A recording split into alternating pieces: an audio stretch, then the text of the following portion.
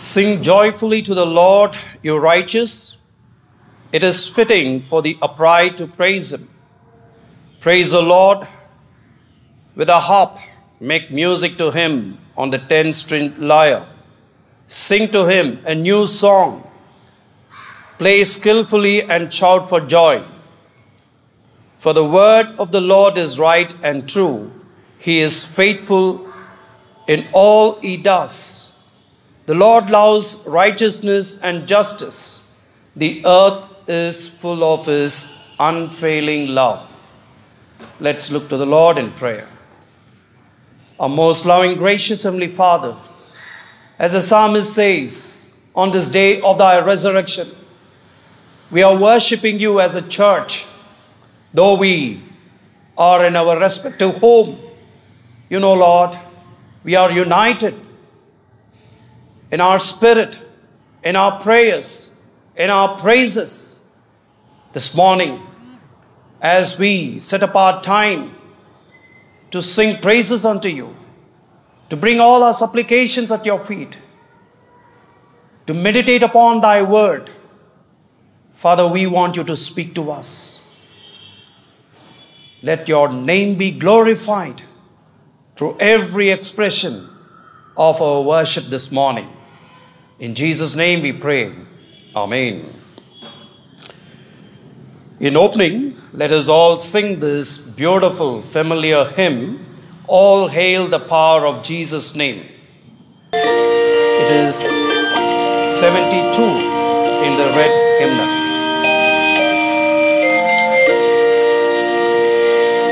All hail the power of Jesus' name. Let angels prostrate fall. Let angels prostrate fall. Bring for the royal diadem and crown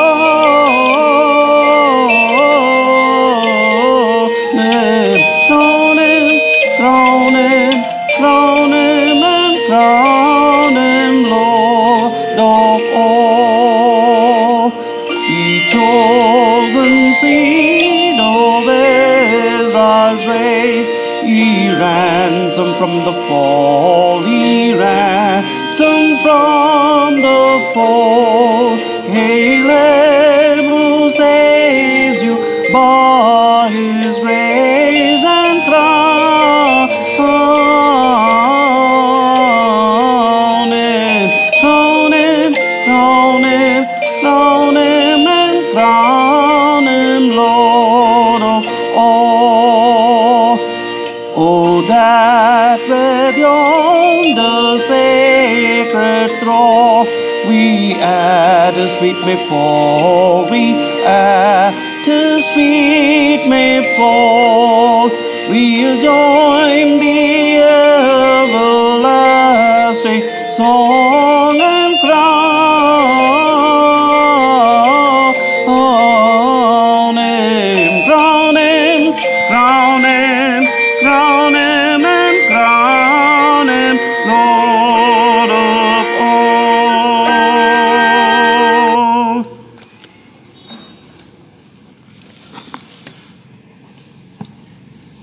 Dear friends, we as pastors, we greet each one of you on this day of our Lord's resurrection, right after our Easter celebration. We are sure how the Lord has blessed us with his resurrection power and with his anointing. And the Lord has blessed us with a lot of privileges to listen to his words during the lockdown period. So we as pastors can say for sure, none of you lack the worship service, the word of God, singing praises unto God. So, even today, from our respective home, as we are worshipping our King of Kings, our Lord of Lords, the Lord will speak to us. And I'd like to read out the names of those who are celebrating their birthday and the wedding anniversary during this week. Birthday, 19th, Mrs. Valsa Ravi. 20th, Mr. S. Sivakumar, Ms. Cheryl P. Sudhir. 22nd, Mrs. Jeevalada Chakravarti, Master S. Joshua, and Mr. Satish. 23rd, Mrs. Cheruba Johnny, Mr. Jonathan Joseph, Mr. G. Rajkumar Selvin. 24th, Mr. Mergumula Sudhir, Dr. K. Stephen Sudhakar, and Mrs. Shanta Ambet. 25th, Mrs. Vimala Manohar. Wedding anniversary on 23rd, Mr. and Mrs. Denny John.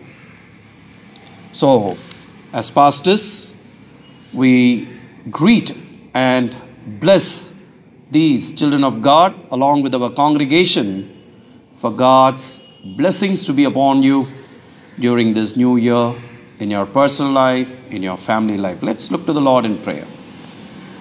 Our most loving, gracious Heavenly Father, what a great joy for the church to know that these, your children, have completed another year in their personal life, in their family life.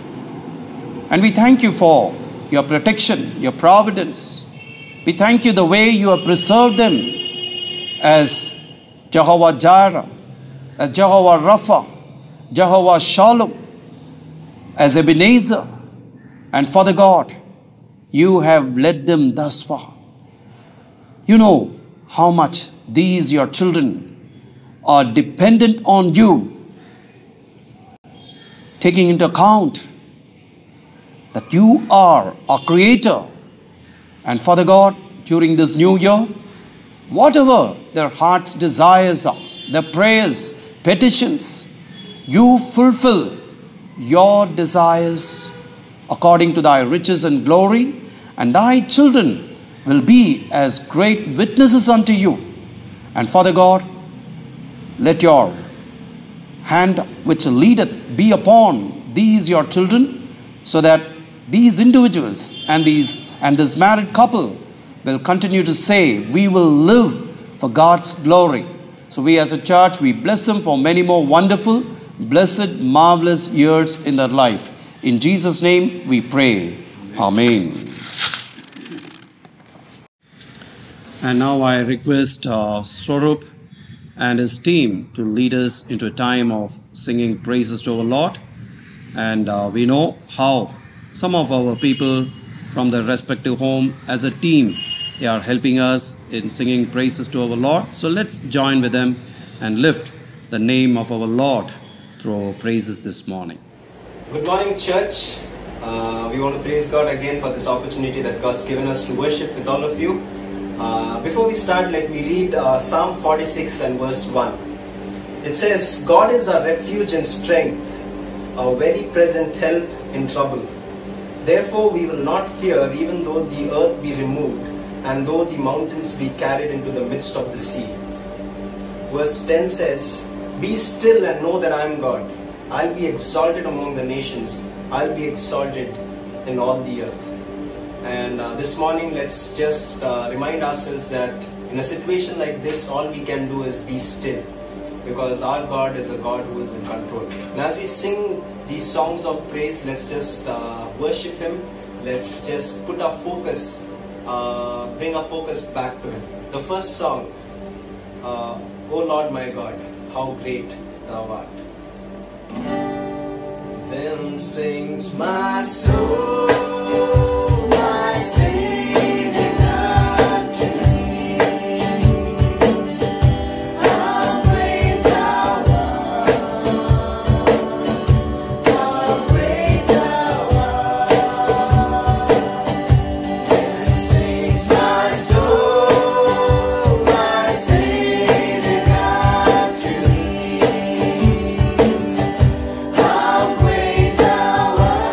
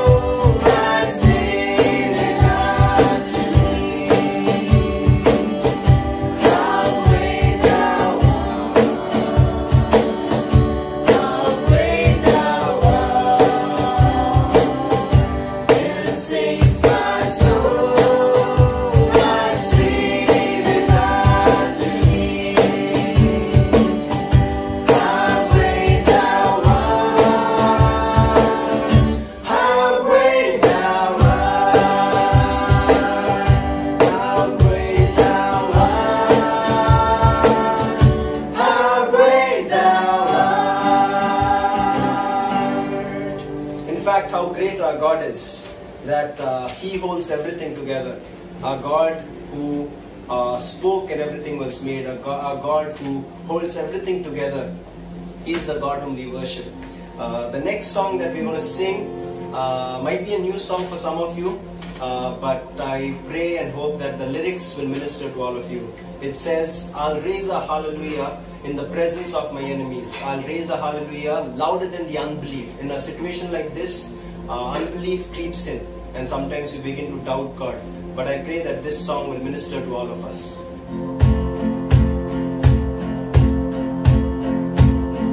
Always a hallelujah in the presence of my enemies. I raise a hallelujah louder than the unbelief.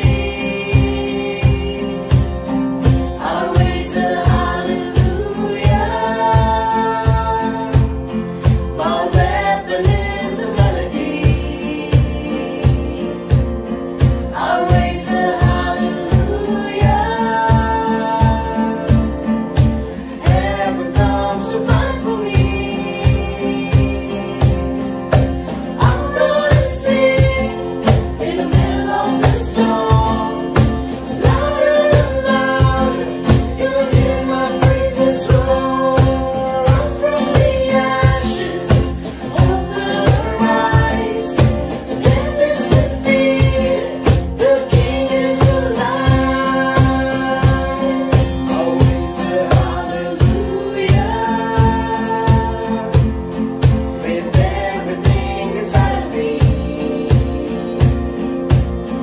I'll raise a hallelujah. I'm lost the darkness free.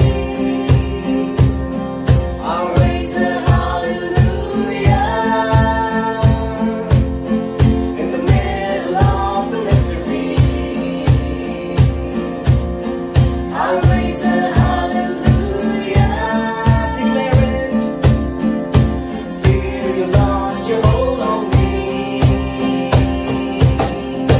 I'm gonna sing in the middle of the storm, louder and louder. Gonna hear my praises roar up from the ashes. Hope will arise. Death is defeated. The King is alive. I'm gonna sing in the middle of the storm, louder and louder. Gonna hear my praises roar up from the ashes. Hope will arise. Death is defeated. The King is alive. Raise a hallelujah. I'll raise a hallelujah. I'll raise a hallelujah. I'll raise a hallelujah.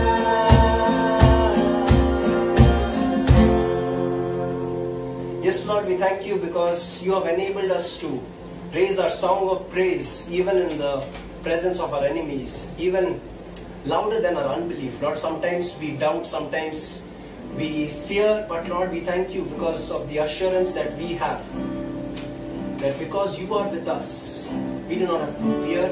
We can raise a song of praise, we can raise a hallelujah to you, even in our present situation. We thank you for the hope, Lord. We thank you because out of the ashes, hope will arise, because death is defeated, Lord. And that's what we celebrated last Sunday, your resurrection. And this morning we want to remind ourselves that, Lord, our God is a living God. A God who is a God who can bring dead things back to life. With that confidence, we just want to commit ourselves, Lord. We thank you because you're a sovereign King. We thank you because you're a God who's working even in this time of waiting, Lord. Even in this time of uncertainty. We thank you because you are still the same today. We thank you because you're able to change what the enemy means for evil into good and something glorious. That's the confidence, Lord. We thank you.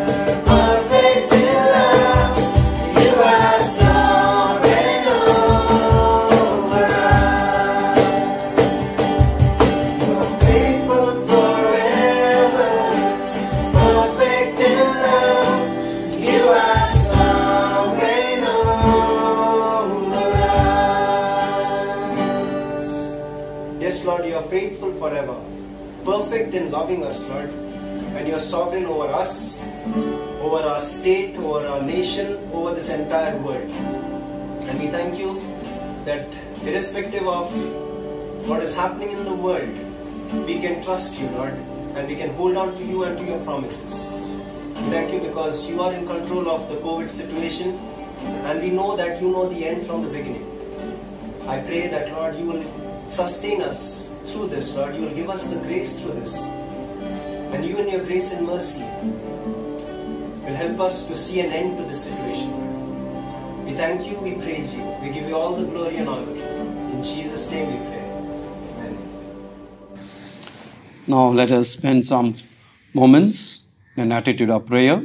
And we also wanted to thank Swarup and his team for preparing our hearts to take all our supplications at the feet of our Lord. Let's look to the Lord in prayer. Our most loving, gracious Heavenly Father, as we are thanking you for this day of thy resurrection and for a time of worship unto you, you know our hearts, you know our minds, and you know, Lord, what we are going through during this lockdown period. Father God, we keep thanking you for speaking to us from thy word, even as we are worshipping from our respective home. Lord God, we do not know in the world how many are not having even this facility to be connected with each other, to worship you as a church. Father God, we remember such people in your own ways, O Father. You make them to know how you are pleased when you see thy creation worshipping you, acknowledging you in every aspect of each and everyone's life. Father God, we as pastors, you know how much we are longing to see our people face to face. And we are all praying, oh Father, for that day, again the church to be opened for our people to come in for the corporate worship. Father God, though our people are in different places and worshipping you, but from the scripture, we are given to understand you are seeing all of us as one assembly, worshipping you. Father God, this morning, even before we listen to thy word, we pray, O Father, to forgive all our shortcomings. If you find still something not acceptable in your eyes, help us, O Father, to give up those sinful thoughts, words, and actions. Help us to keep exhibiting your image so that people around us will know how we are worshipping the King of Kings, and we are blessed with your resurrection power. Father God, this morning, with an assurance that you have forgiven all our sins, we bring our supplications at your feet.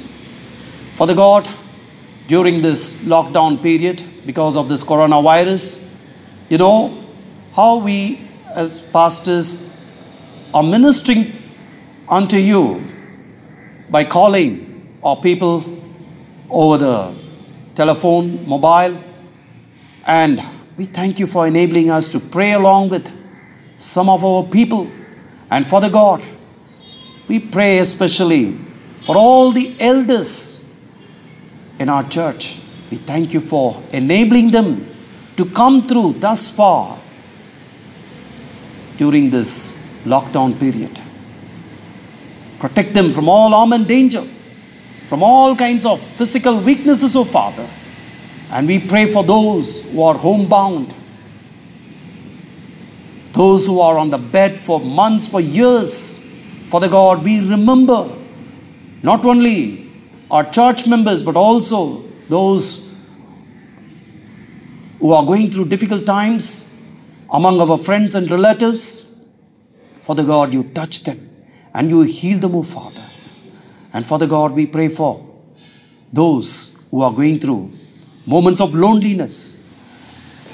Even as we hear how the problems around the world leading many people into psychological problems.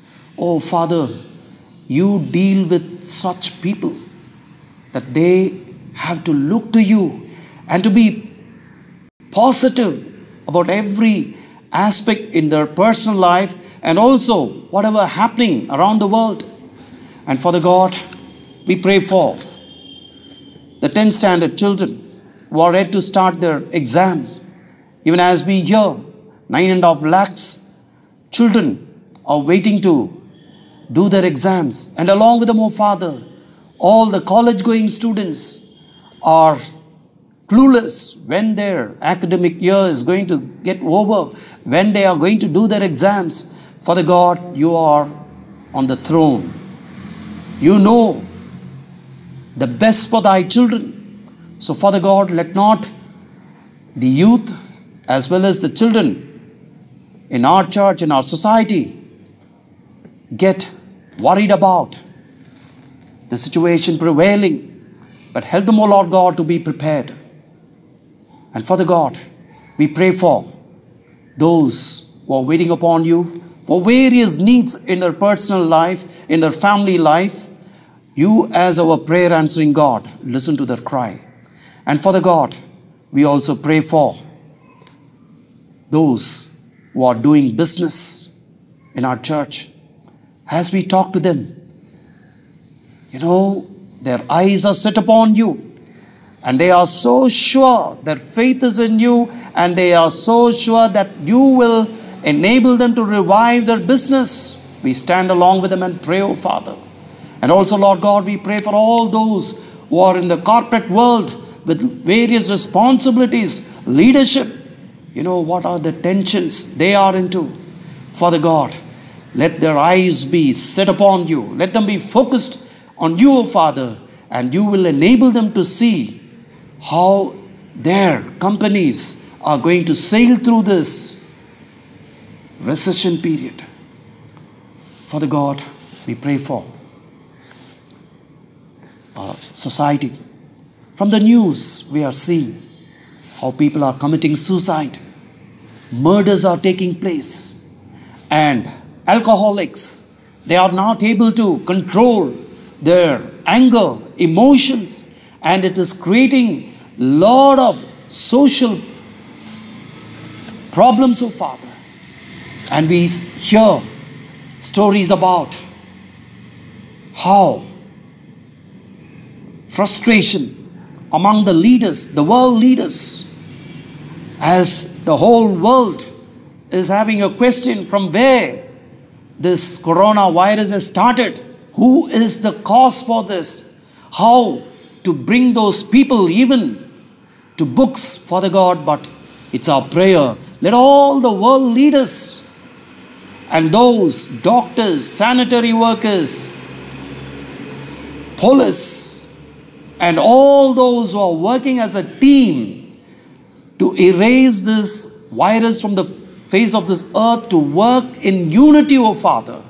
And this is not the time for the world leaders to get into any kind of frustration, allow irritations, to protect the citizens of their nations, O Father. As this is a global phenomena, as this is a global problem, Father God, let the leaders look to you. As thy children who boast that we are worshipping the King of Kings, the Lord of Lords, Christ Jesus, the living God, help us to pray for the peace and unity of the entire world. And Father God, it's our prayer. On that particular day, we should hear that you have erased this virus from the face of this earth, And you know, Lord God, already more than 2 million people are affected. And more than 1.3 lakhs of people have died.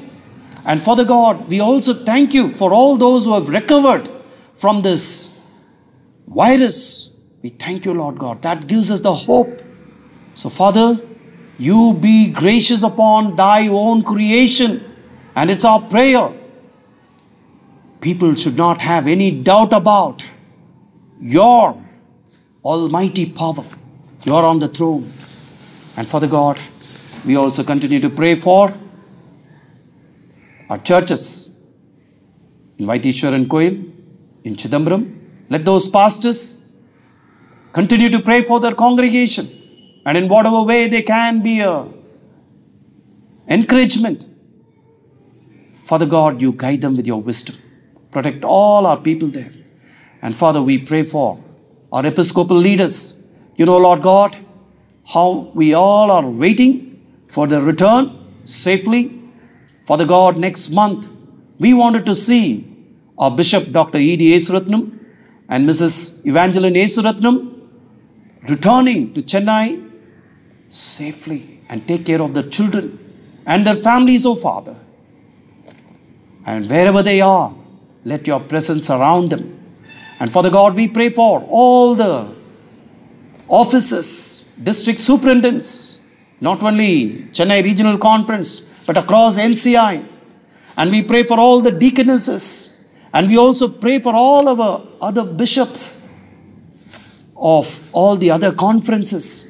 And we pray for the ladies across MCI.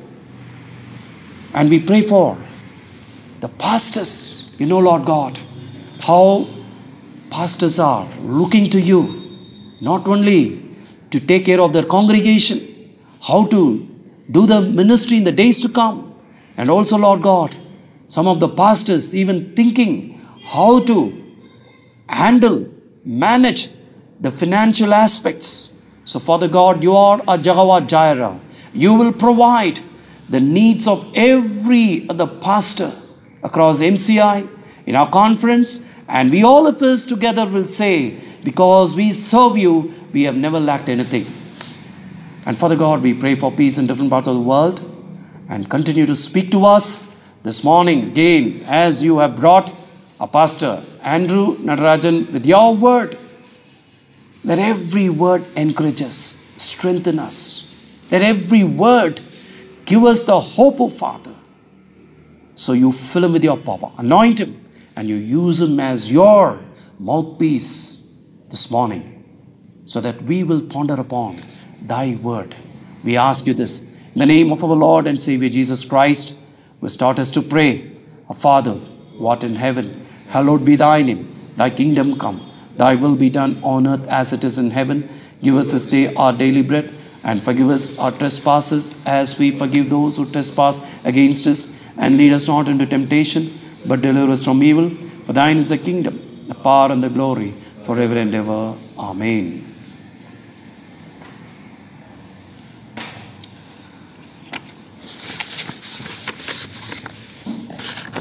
Before we listen to the Word of God, may I request Mr. K.T. Kuruvilla to read the scripture portion for all of us.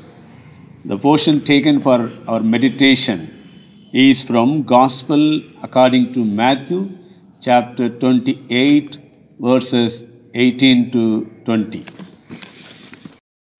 This morning's Bible reading is taken from the book of Matthew, chapter 28, verses 18 to 20. Matthew's Gospel, chapter 28, verses 18 to 20. Then Jesus came to them and said, "All authority in heaven and on earth has been given to me. Therefore, go and make disciples of all nations, baptizing them in the name of the Father and of the Son and of the Holy Spirit, and teaching them to obey everything I have commanded you. And surely I am with you always to the very end. May God add His blessing to the reading of His holy word. Shall we all look unto the Lord in prayer before we meditate God's word? Heavenly Father, we thank you and praise you, Lord, for this wonderful morning. And we come to your throne of grace with a great confidence that you are our God. You are always enthroned. And you are the God, one who has given us the promise that you will be with us till the end of the days. With that confidence we come to you as we meditate thy word. You speak to us, Lord. We pray in the name of our Lord and Savior Jesus Christ. Amen. I greet you all in the name of our Lord and Savior Jesus Christ. I take this time to congratulate all of you for learning to be at home and also do the works whatever God has entrusted to you. I know that many of you are working from home and many of you are helping one another to build your homes. During these days, our fellowships are strengthened at home and we'll continue to look unto the Lord. Very soon, the days will end and we are going to have a normalcy, and we all will pray for that and look for that great event. And also, before we meditate God's word, as we all locked down more than 25 days at home, we have experienced the grace of God. Even in the midst of discouragements, sometimes more disappointment, and also the way we go through our individual emotional balancings, and we can understand we all are able to survive because the Lord is with us. And we can boldly say, the Lord is good and His love endures forever. May the good Lord continue to bless all of us as we stay at home and meditate God's word and also participate in this morning service. For our meditation today, we have just heard the readings from Matthew chapter 28 verses 18 to 20 by Mr. K.T. Kuruvilla. And also very interesting to see this particular passage which closes the gospel according to Matthew with these beautiful verses. For our meditation today, I have given the title, The Great Commission. This word is not new to us because we live in an age, we live in the period where people talk about commissioners, commissions, and various forums. Therefore, this word is very familiar to all of us. 2020 years ago, our Lord Jesus Christ gave this commission to His disciples, and for centuries, the saints have called this particular commandment, this particular commission, as the Great Commission. Often we want to achieve our own commission. We want to have our own plans to execute. But here is a greater plan and greater commission given by our Lord Jesus Christ for all of us to do. The Great Commission recorded in Matthew chapter 28 verses 18 to 20 gives three features. When we read this particular passage, we understand that Jesus Christ is talking about all authority. Then He talks about all nations. Then we also see that He says, always I will be with you. When we meditate and interpret the all authority, taking the gospel to the all nations, and to understand the always God is present with us, I would like to bring this morning 3 important aspects from this for our practical life. One is the new power. Second one is the new perspectives on life. Third one is the new presentation of the gospel. First of all, let us meditate the first point, new power, which is found in Matthew chapter 28, verse 18. We read like this, and Jesus came and said to them, all authority in heaven and on earth has given to me. Now we understand, Jesus here, he talks about a new power and new authority is going to vest with the disciples of the apostles. Here the 2 important Greek words, the theological interpreters and also those who can understand the writings of the Greek, they bring out these 2 important words which are interchangeably used by the gospel writers and also the Acts of the Apostles. One is the word dunamis and the other one is exousia. Dunamis and exousia. Dunamis is the word means the strength, ability, power and inherent power which is within a person or a thing. Then the exousia. The word exousia means the power of the choice, the ability of doing as one please, leave or permission. So here the words both dunamis and also the exousia brings us the new power to our lives. Christ refers the authority here, the power, the all authority is an absolute authority. And our authority in heaven and on earth. It's not the power on the rotating earth or the power within the kingdoms. It is beyond that. It is beyond the global power. Christ here talks about he has all authority over all the celestial beings, over all the Milky Ways, over all the universe, over all that God has created. Whatever the man today he wants to call as the nature, here Christ is giving the conviction. He is giving the authentic and declaring the authority over everything in heaven and on earth. That's what we read in 1 Corinthians chapter 15, verses 27 to 28. 1 Corinthians chapter 15, verses 27 to 28, where we understand that God has authority over everything on the earth and also on the heavenly places. Psalm 86 says that, I will make everything subdue to you. So that is the promise given by Father to Son.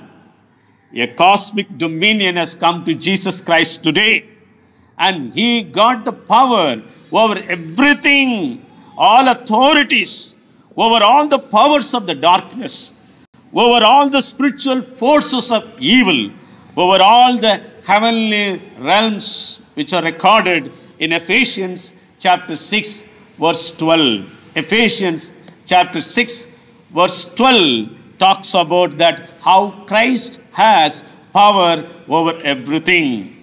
Here in Matthew 28:18, Jesus talks about the great authority as given to him.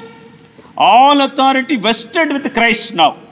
He gives victory over everything in our lives. Satan was trying to fool Christ. He thought that he can defraud him. But he was not able to succeed because Jesus was very clear where the authority lies. Therefore, in Luke chapter 4, verses 5 to 7, we read, the devil took him to a high place and showed him in an instant all the kingdoms of the world.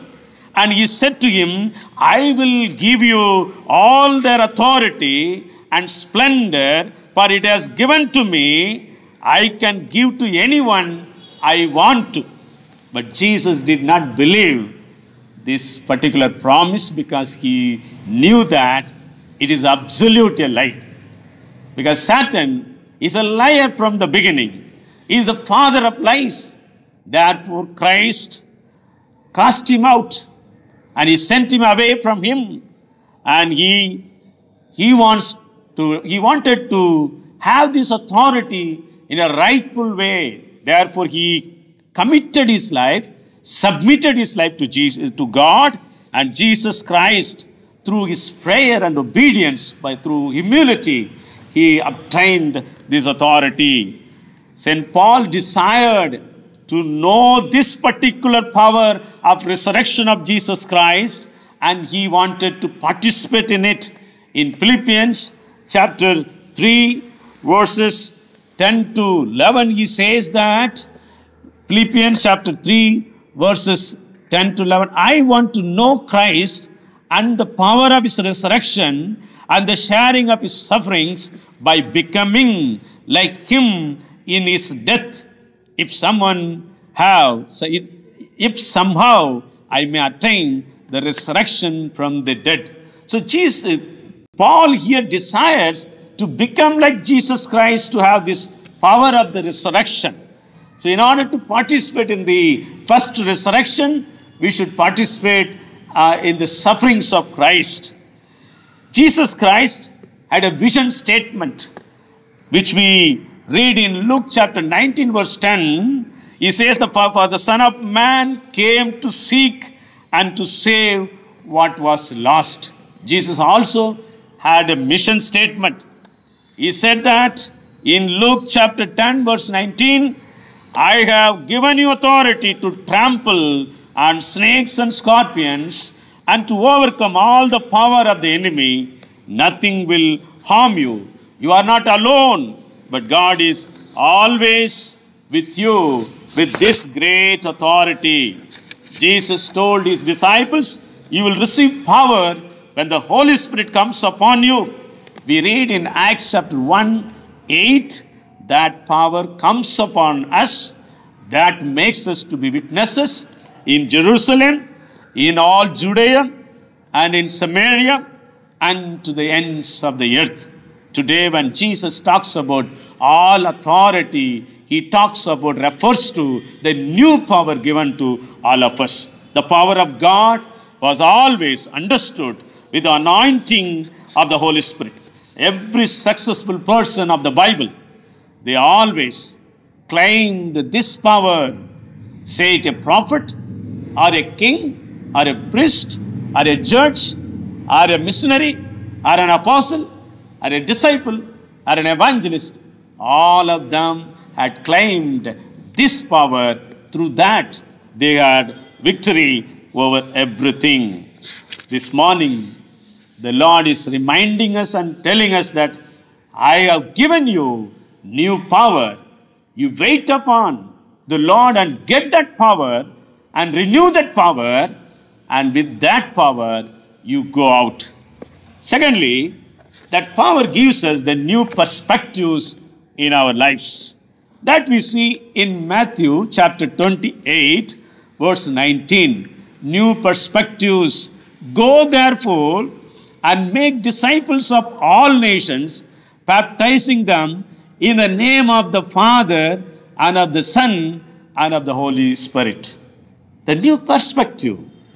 The new power is not only to enjoy for ourselves, it brings a new perspective, new standpoint in our life, new outlook to the world. That for what purpose we exist as a church, for what purpose I follow Jesus Christ, and for what purpose I am given this new power and new authority over everything. The resurrection of our Lord Jesus Christ and his appearances to the disciples who were living behind the closed doors brought this new power, that new power given them the new perspective on their life. So immediately they took the new standpoint how to take up this great authority to the world. Their fear of death, the fear of authorities, fear of punishment, fear of crucifixion has vanished quickly from their mind as soon as they got the new power. Even in prison cells, even in their locked up rooms, after they were arrested and they were kept into prisons, they were hanging by chains, but they never forgot to sleep. They slept very well in the prison cells. They started to sing and praise and worship the Lord.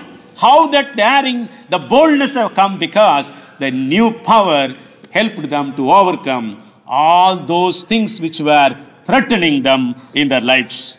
Their perspectives brought genuineness in life. In presentation of Christ, they never presented anything which they never experienced in their life. They always presented what they experienced, what they enjoyed. They shared what they could because it was their personal experience. No hypocrisy. No one simply wanted to promote the gospel for the sake because they wanted to promote Christ. They wanted to promote a religion. But now their perspective changed. It became their personal life. Therefore, they started to go out everywhere. That's why Bible says in Acts chapter, when we read the Acts of the Apostles, that wherever the disciples scattered, they took the gospel and they lived. And people have seen that it really changed their lives. That's why in later part of the Apostles, we read that they made the world upside down. Such a power came to them. Therefore, their perspectives changed. Their life changed. Complete transparency. Therefore, everything started to change in their lives.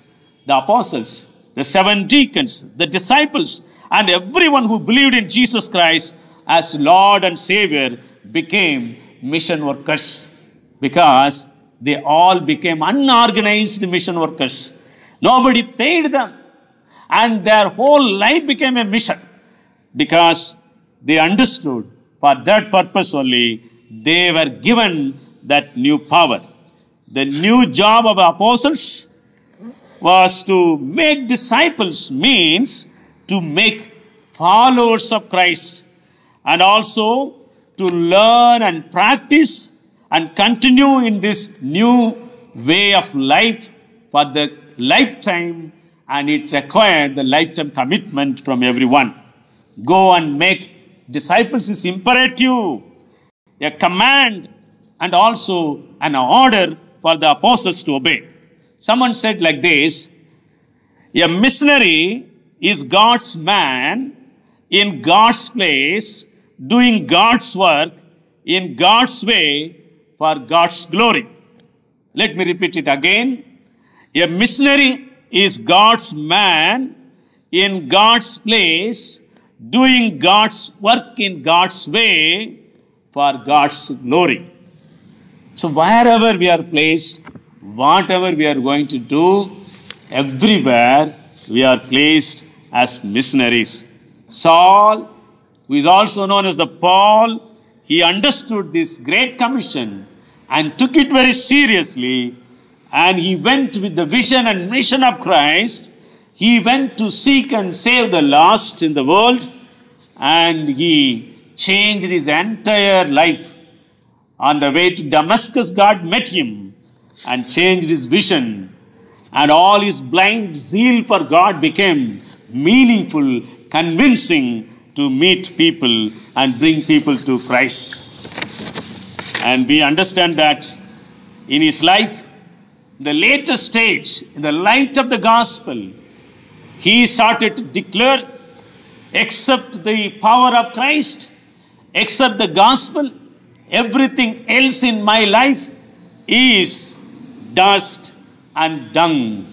What a great understanding, what a great perspective in St. Paul's life. He says that I want to lose all the things what I have learned in my worldly wisdom and knowledge for the sake of the spiritual blessings. Philippians chapter 3 verses 7 to 9. Today, the Lord is calling us to have new power. With that new power, we should have new perspectives in life. That new perspectives leads us to present the gospel through new presentations. New presentations. The third point I would like to leave with you this morning devotion is found in Matthew chapter 28, verse 20, and teaching them to obey everything that I have commanded you. Teaching them to obey what I have commanded you. The new presentations. One of the commentators, Coffin, he says that the surpassing magnificence of this great grand conclusion to Matthew's gospel, called as Great Commission for many centuries by the saints of all ages, constituted great unorganized soldiers marching from that day to the end of the world. Everyone started to go out for this Great Commission because millions of followers of Christ took this Great Commission, lived this Great Commission, and died for this Great Commission. The last part of this Great Commission urges the disciples to demonstrate and to exhibit the power of God through their changed lives. To teaching them to obey doesn't mean to only to teach from the pulpit or teach whenever we have the opportunities, but it is talking about the obedience shown through our own lives. The new perspectives was given through the new prospects and new projections of life with the new directions in life. The new demonstration we should take. Wherever they were scattered, they became obedient gospel workers. 24/7 presentation in office, in home, in all our context, and also in all our conditions of life. That's the obedience Christ here expects from all of us. Teaching doesn't mean only through orations. Teaching doesn't mean only through lectures. Teaching doesn't mean only through professions. But here he talks about through our personal demonstration, presenting the gospel through our own lives. The Greco-Roman world demanded a new perspective from the people. They astonished to see that this group of sect of people, they have a different style of life. They present everywhere the same. There is no change in their life. Their new job is not only to make disciples and also to teach them to observe whatever Christ taught them and did in their lives. The new presentation are not only the outward signs what we are thinking about and talking about, like Mark chapter 16 verses 15-20. We talk about various signs, but God is more than that. He expects from all of us that what we have to do. It is not no more only outward signs. God looks for internal obedience from each and every one of us. The world is looking for replica of Christ, not the teachings only. The Spanish Proverbs says like this: open your mouth only if what you are going to say is more beautiful than the silence. Let me read once again. Open your mouth only if what you are going to say is more beautiful than the silence. We are called to teach this silence, this obedience, these teachings of Jesus Christ on our Sunday services, our cell groups, our cottage meetings, and in all our fellowship groups. Whenever we meet in the name of the spiritual enrichment, spiritual groups, we need to see that this particular aspect of obedience to Christ, the openness, the transparency of Christian values have to be seen by everyone. Obedience is not taught but performed and also shown in life. James Hastings, the commentator, says, a creed that is not wrought out in actions is empty. A creed that is not wrought out in actions is empty. Conduct that is not informed, penetrated, regulated by creed is unworthy of a man. Conduct that is not informed, penetrated, regulated by creed is unworthy of a man. Jesus taught obedience through his personal life, as mentioned in Philippians chapter 2, verses 5 to 8. Very beautiful. Let me read for all of us. Philippians chapter 2, verses 5 to 8. Let the same mind be in you that was in Christ Jesus, who though he was in the form of God, did not regard equality with God as something to be exploited, but emptied himself, taking the form of a slave, being born in human likeness, and being found in human form, he humbled himself and became obedient to the point of death, even to the death on cross. The obedience went up to the death on the cross. Let me read again from Hebrews chapter 5, verses 7 to 10 to emphasize on the same teaching of Jesus Christ in the area of obedience. Hebrews chapter 5, verses 7 to 10. In the days of his flesh, Jesus offered up prayers and supplications with loud cries and tears to the one who was able to save him from death, and he was heard because of his reverent submission. Although he was a son, he learned obedience through what he suffered, and having been made perfect, he became the source of eternal salvation for all who obey him. So obedience has to be exhibited, demonstrated in all our lives. The gospel can be presented very beautifully, convincingly, eloquently, powerfully through our words. But more than that, it has to be demonstrated through our personal new presentations, that is by obedience to the Christ, to Christian values. And also, many times, the gospel is failed because of the presenter, because of the person who conveys, because of the person's non-transparency. The gospel has failed.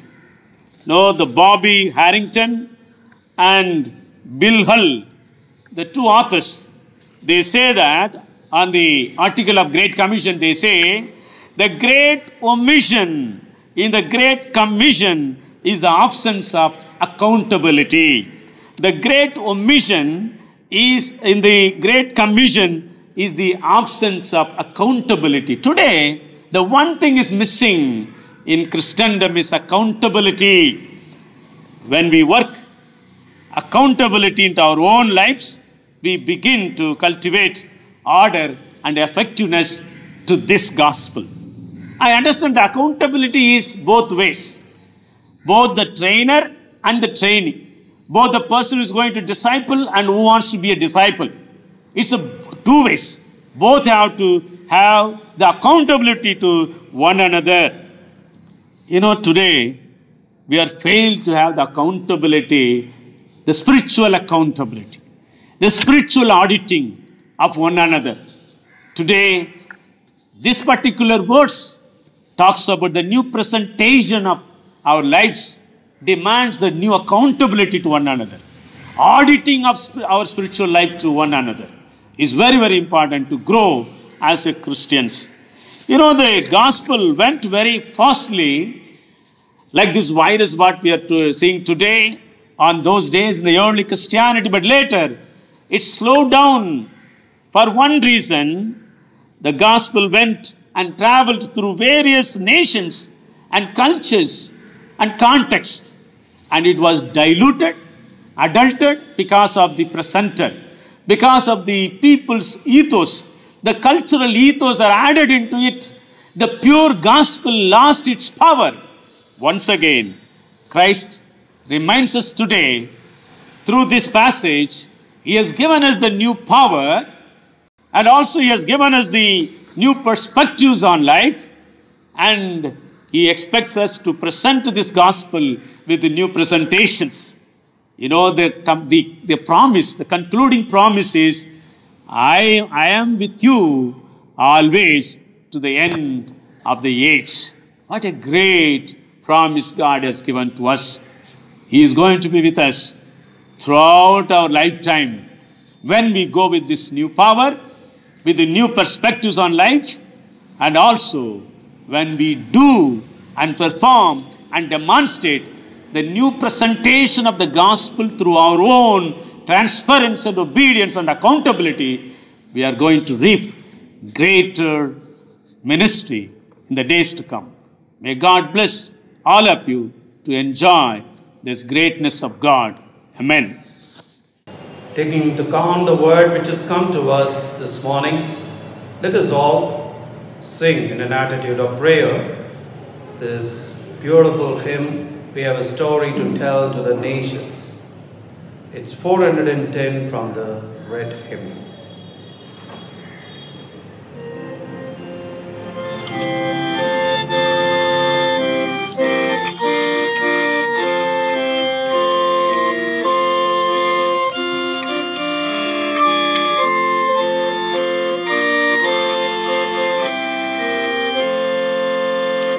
We've a story to tell to the nations that shall turn their hearts to the right.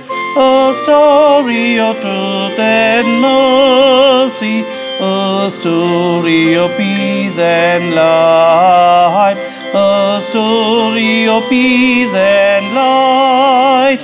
For the darkness shall turn to dawning, and the dawning to noonday bright, and Christ's great kingdom shall come on earth, the kingdom of love and light. We've a message to give to the nation, that the Lord who reigneth above hath sent us His Son to save us and show us that God is love, and show us that God is love.